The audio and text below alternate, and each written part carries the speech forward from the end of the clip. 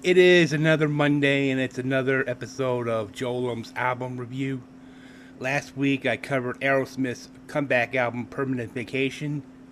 This week I'm covering the follow-up record, 1989's Pump. When you're done watching this video, go back and watch my previous videos. The album review playlist is in the description box. And now, on with the video. In December of 1988, Aerosmith got together at Rick Tenori Productions in Cohasset, Massachusetts to rehearse and compose new songs, as the band members thought the isolated nature of the studio would help their creativity. Over 19 songs were written, split between the A-list, with songs considered possible hits such as Lovin' an Elevator and What It Takes, and the B-list, having songs yet to be developed, such as Voodoo Medicine Man. Producer Bruce Fairbairn focused on getting as many hooks on the songs as possible.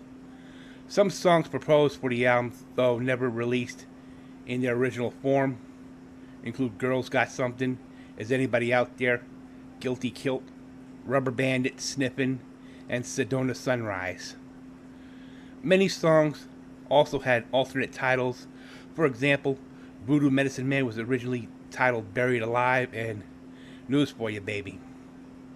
The majority of these songs can be seen in photos of the studio's whiteboard and in footage of the making of Pump, the Aerosmith video. In January of 1989, the band went to Vancouver again to record at Fairbairn's Little Mountain Sound Studios, where the producer, Bruce Fairbairn, had produced such hit records as Bon Jovi's Slippery When Wet and New Jersey. According to Steven Tyler, he doesn't even listen to Bon Jovi. He protested. So they didn't say, oh shit, they had a great album, let's go up there. No. Aerosmith were at Little Mountain Sound at the time Motley Crue were recording Dr. Feelgood with producer Bob Rock. As a result, Steven Tyler and the Margarita Horns, Aerosmith's horn section, contributed backing vocals and instrumentation to several tracks on that album. During the vocal sessions, Mick Mars's guitar sound leaked from the room next door due to Mars's volume and many amplifiers. The intention with the album was exploring the rawness that had been glossed over for a commercial sound in Permanent Vacation. Guitarist Joe Perry declared that when we went to do this album, we knew what we wanted. We wanted to strip off a little fat we felt on our last one. We didn't say we need a drug song or a child abuse song, but when they fit, we used them. That's Aerosmith. We aren't bound by any rules. This escape from the rules led to the instrumental interludes between the songs. The interludes were done with a collaboration of musicians such as Randy Rain Roush, who had brought to the studio after Perry and Tyler visited the house to search for unusual instruments to employ. Many of the lyrics employ sexual themes which Tyler attributed to having making up for lost time he spent using drugs instead of having sex in the 1970s. According to singer Steven Tyler, he regretted not putting lyrics in the album booklet, something that happened because Geffen was afraid of the Parents Music Resource Center, the PMRC, would protest over lyrical content with many sex and drug references. To remedy this omission, the lyrics were included in the tour program. The album cover features a black and white photo of a smaller International K Series truck on top of a larger International KB Series truck, both with their cargo beds removed.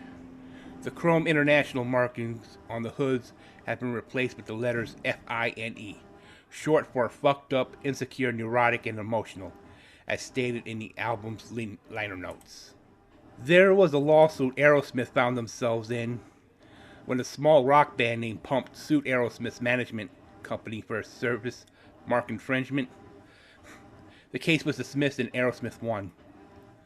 Aerosmith also found themselves in another legal battle when the songwriting team of Holland, Dozier, and Holland threatened to sue the band over the main melody in the Aerosmith song The Other Side, which sounded similar to the melody of the song Standing in the Shadows of Love.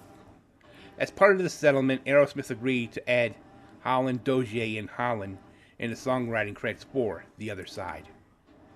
We now get into the track listing, as 4 of the 10 songs written by Steven Tyler and Joe Perry were Going Down / Lovin' an Elevator, Monkey on My Back, My Girl, and Don't Get Mad, Get Even. Let's start with Young Lust as the album's opener, written by Steven Tyler, Joe Perry, and Jim Vallance, clocking in at 4:19. Fine, written by Tyler Perry and Desmond Child, clocks in at 4:08. Going Down / Lovin' an Elevator, clocking in at 5:38. Monkey on My Back, clocking in at 3:56. Water Song / Janie's Got a Gun, written by Steven Tyler and Tom Hamilton, clocks in at 5:40.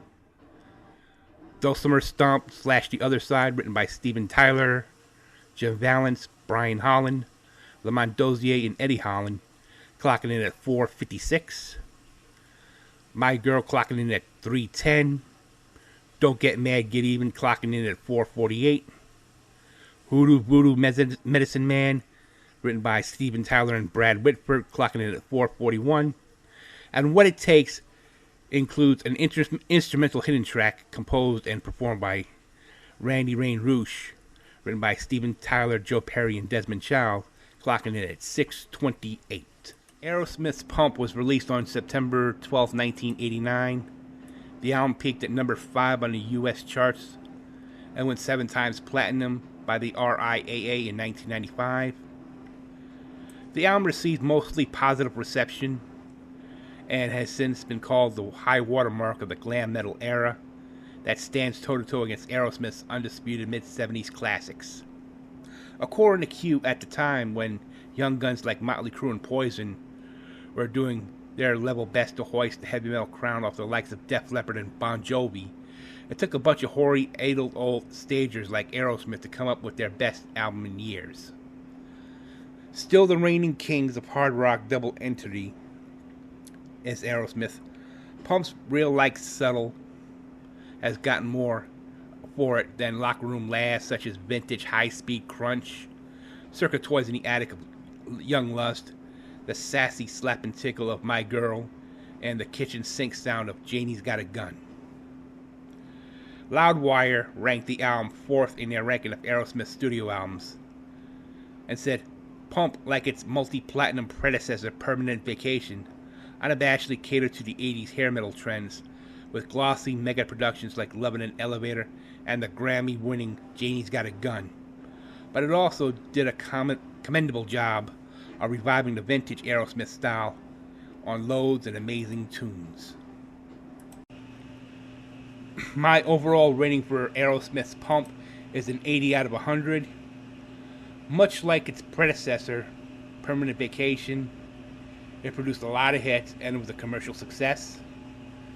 And Pump is tied with its successor, Get a Grip, as Aerosmith's second best-selling studio album in the United States. Toys in the Attic leads with 9 million records. And it produced a variety of successes and firsts for the band, including their first Grammy Award winner for Janie's Got a Gun and Lovin' an Elevator, the first song to hit number 1 in the mainstream rock tracks. Wow. This has been Joe Lum's Album Review. Don't